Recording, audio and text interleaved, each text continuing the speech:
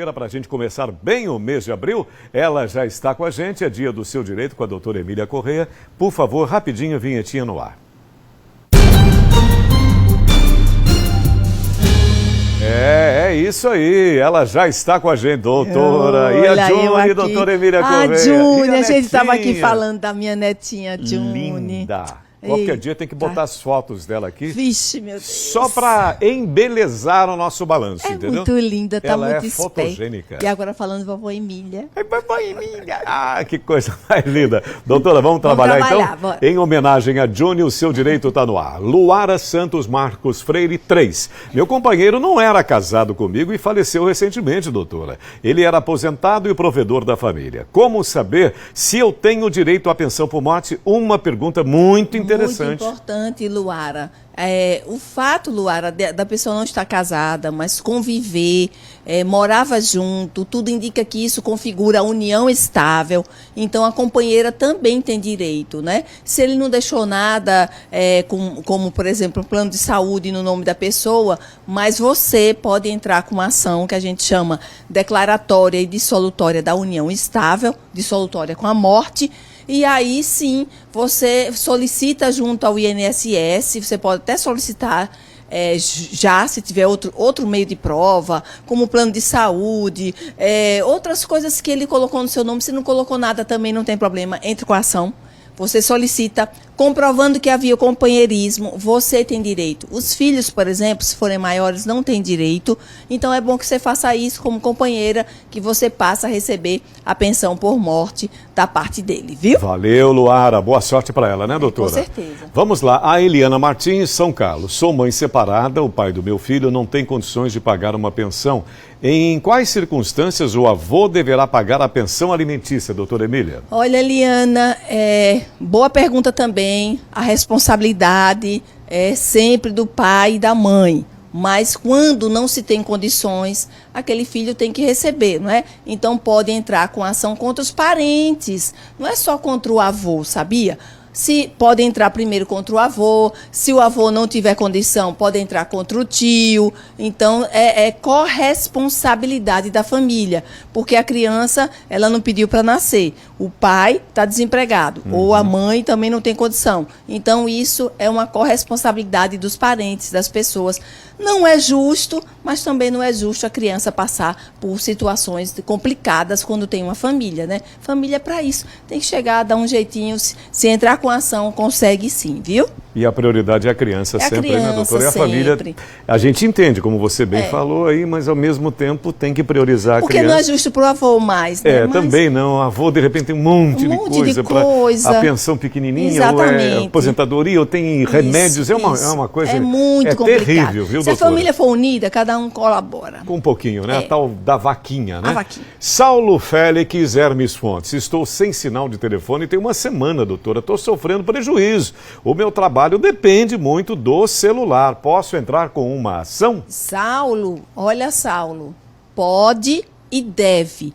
Principalmente porque, nesse caso aí, é direito do consumidor, gente. Você comprou, você contratou, o seu trabalho depende disso. Então, tem que corresponder de alguma forma, né? Então, se a empresa não chegou junto com alguma outra solução, então, certamente, você pode entrar com ação e aí você vai ser indenizado, muitas vezes moralmente, materialmente, mas principalmente mostrando que você está deixando de ganhar por conta do serviço que você depende exatamente dessa telefonia, da internet e não consegue. Então, pode sim, é direito do consumidor, você pode, através do juizado especial, através da defensoria, se não tiver condição de contratar um advogado, tá certo? Negócio complicado que é a telefonia celular nesse país, doutora. É muito complicado. Você sabe bem, né? Você entende bem. Muito complicado. Marcos José Porto Dantas, aluguei uma casa e todo começo do ano tem o IPTU, mas não sei quem é que deve pagar o IPTU, se é o locador ou locatário, não acho justo eu pagar. Ele alugou a casa, doutor. Olha, Marcos,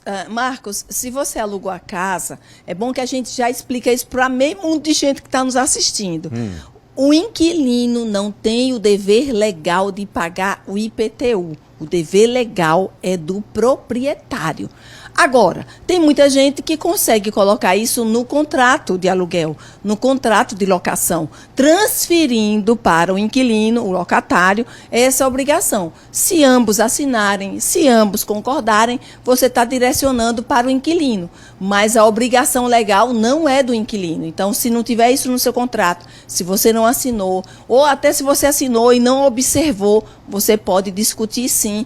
E é o inquilino, é o proprietário que tem que pagar o IPTU, tá certo? O proprietário pode até fazer, Serginho, digamos assim, um acordo, olha, você metade. paga o IPTU, metade, a gente abate no aluguel, ou um benefício que você faça, a gente abate, mas isso tem que estar no acordo. É, porque geralmente o proprietário faz encaixado. Encaixado. E você vezes acaba pagando. E nem percebe. E nem percebe. Mas tem que perceber. É verdade. Está aqui para isso, né, doutora? A Poliana Oliveira é do Orlando Dantas. Ela diz, sou casada pelo regime de comunhão parcial de bens há 10 anos. Estávamos casados, o pai dele faleceu, deixando uma casa onde fomos morar. Pouco tempo depois, ele permutou o imóvel por outro, onde moramos até hoje. Quero me separar. Terei direito à metade desse imóvel, doutora Emília? Olha, tem uma coisa aí que, à medida que Serginho ia lendo, eu ia destacando. Veja, era casado, esse imóvel já existia, mas teve uma permuta. Nessa permuta, se for colocado lá na transferência, no documento que foi permutado por outro, ela não tem direito, porque essa herança herda do original que já não tinha direito antes, porque já tinha.